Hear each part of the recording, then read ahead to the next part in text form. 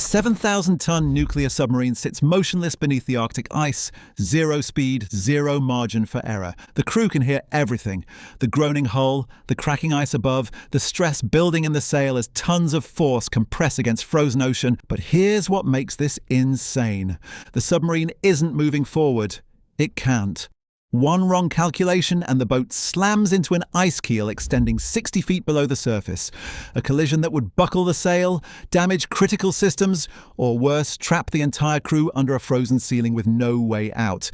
This is static loading, and it's one of the most dangerous maneuvers in submarine warfare. Chapter 1. Why surface through ice at all? Most people think submarines stay hidden underwater. That's the whole point, right? But in the Arctic, the ice isn't just a barrier, it's a strategic advantage and a deadly trap at the same time. Here's why US submarines need to punch through solid ice. Communication. Underwater, submarines are cut off. No satellite links. No high bandwidth data transfer.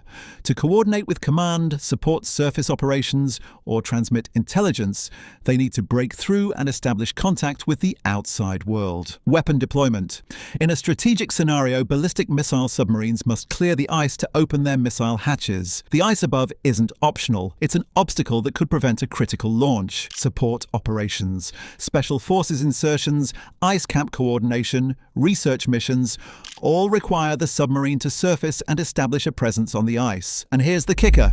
The Arctic is becoming a strategic battleground. Climate change is opening new shipping lanes and resource extraction opportunities. Russia's northern fleet has been practicing this for decades. The US Navy can't afford to lose this capability. Since 1958, US submarines have conducted more than 26 Arctic exercises. They've refined the process, developed specialized equipment, and trained crews to execute what most people would consider impossible. But the physics haven't changed. Breaking through 10 feet of solid ice at zero speed requires precision, patience, and a submarine built specifically for this mission. Chapter 2. Finding the breakpoint. Before a submarine can surface, it needs to find the right spot. And that's harder than it sounds.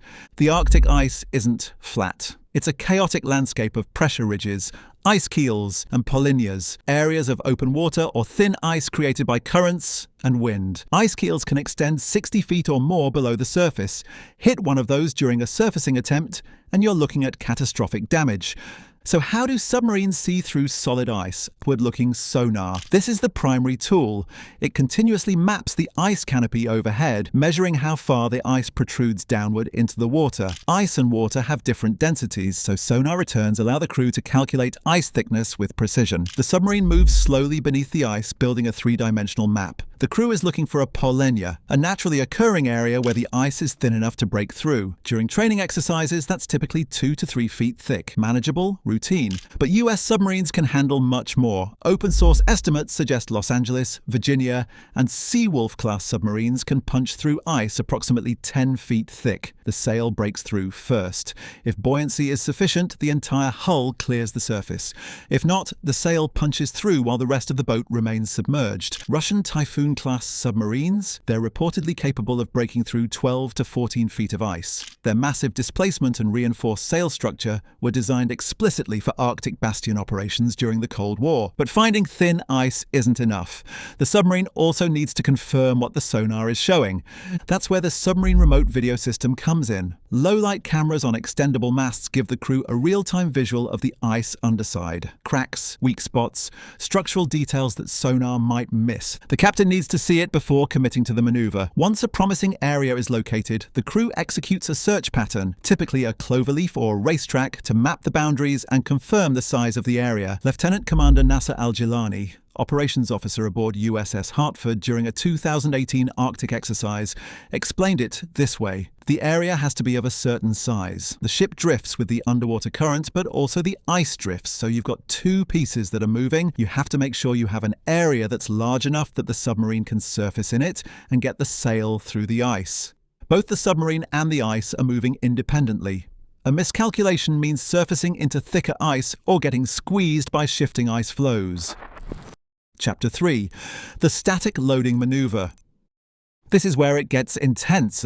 Normal submarine surfacing involves forward speed. The boat angles upward, control surfaces adjust, and momentum helps carry it to the surface. Not here. Under ice, the submarine must ascend vertically at 0 horizontal speed, no forward motion, no margin for error. Al-Jilani described the challenge. Normally, we would ascend to periscope depth having speed in the water.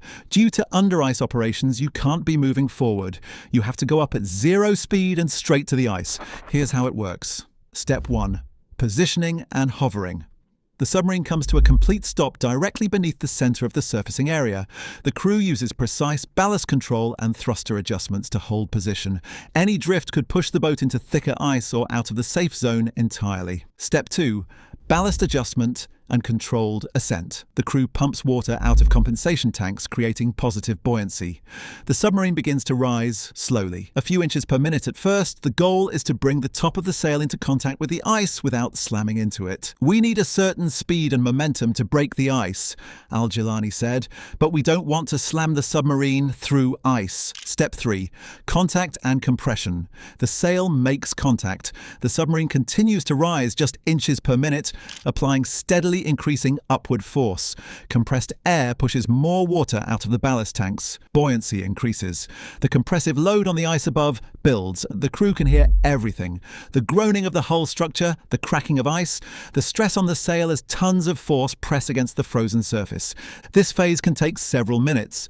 The submarine is essentially a giant hydraulic press, applying tens of thousands of pounds of force at near 0 speed. Step 4. Breakthrough and rapid ascent. The ice cracks.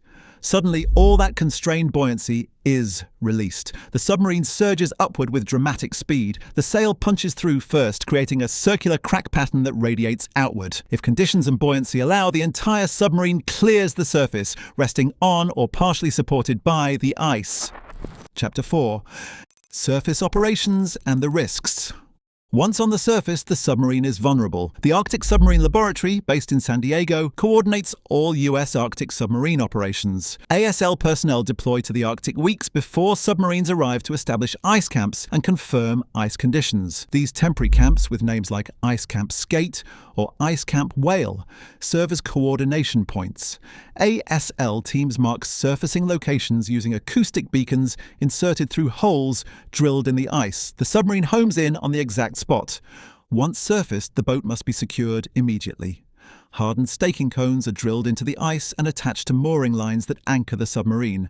This prevents drift from underwater currents or surface ice movement. If the ice shifts, the submarine can be crushed. Crew members can disembark via hatches to conduct research, emergency drills, equipment transfers, or coordination with the ice camp. But this depends entirely on ice stability and local weather. Severe conditions can trap the submarine on the surface or force rapid resubmersion if the ice begins to break up. And here's the nightmare scenario. In a true emergency, flooding, fire, reactor casualty, the crew cannot simply emergency blow to the surface if thick ice is overhead. They must navigate horizontally to find a polynya or thinner ice before attempting to surface. That process can take hours the crew may not have. Chapter 5. Training and Institutional Knowledge. Arctic operations require intensive specialized training that few submarine crews receive regularly. The Navy conducts biennial Arctic operations, now known as Ice Camp, formerly called ICX. These exercises typically last 3 to 5 weeks and involve multiple submarines, often including Allied British boats. Over 100 participants support operations at temporary ice camps. Only selected submarines participate. Those crews gain hands-on experience that becomes institutional knowledge passed down through the force. Crews practice ice surfacing scenarios in simulators before deploying, but simulators cannot fully replicate the sensory experience, the sounds, the uncertainty, the slow tension of static loading that define the real maneuver. The Arctic Submarine Laboratory maintains the Navy's institutional knowledge base for under-ice operations. They continuously update tactics, techniques, and procedures based on each exercise and operational patrol. This capability is unmatched outside of Russia's Northern Fleet, which developed parallel capabilities during the Cold War. Other submarine operating nations, the UK, France, China, have limited Arctic operational experience. Most modern submarines are not structurally reinforced for routine icebreaking. The combination of specialized sensors, decades of operational experience, ASL institutional knowledge, and submarines built with Arctic operations as a design requirement makes US Arctic submarine capability a strategic advantage in an increasingly contested region. Chapter 6.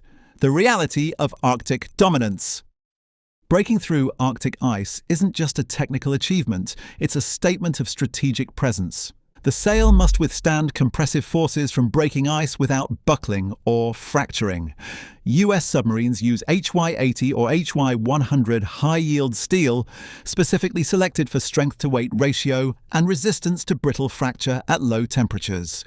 Reserve buoyancy determines whether the entire submarine clears the surface or just the sail punches through. The submarine must generate enough upward force by expelling ballast water to overcome the weight and resistance of the ice. And the crew must execute this maneuver knowing that one mistake, one miscalculation of ice thickness, one drift into a pressure ridge, one failure of the ballast system could trap them under a frozen ceiling with no escape route.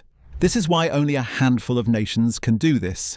This is why the US Navy has conducted Arctic exercises since 1958. This is why submarines like USS Hartford, USS Connecticut, and USS Toledo have surfaced at the North Pole and returned to tell the story. The Arctic is no longer a frozen wasteland. It's a strategic frontier.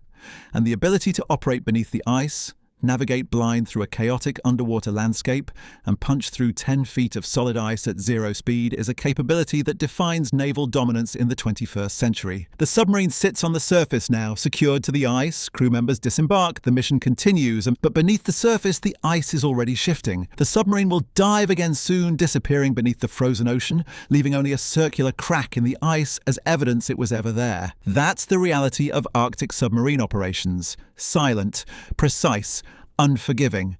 We are committed to releasing 3 videos a week. Like, share, subscribe, and hit the bell icon for more Anchor Watch.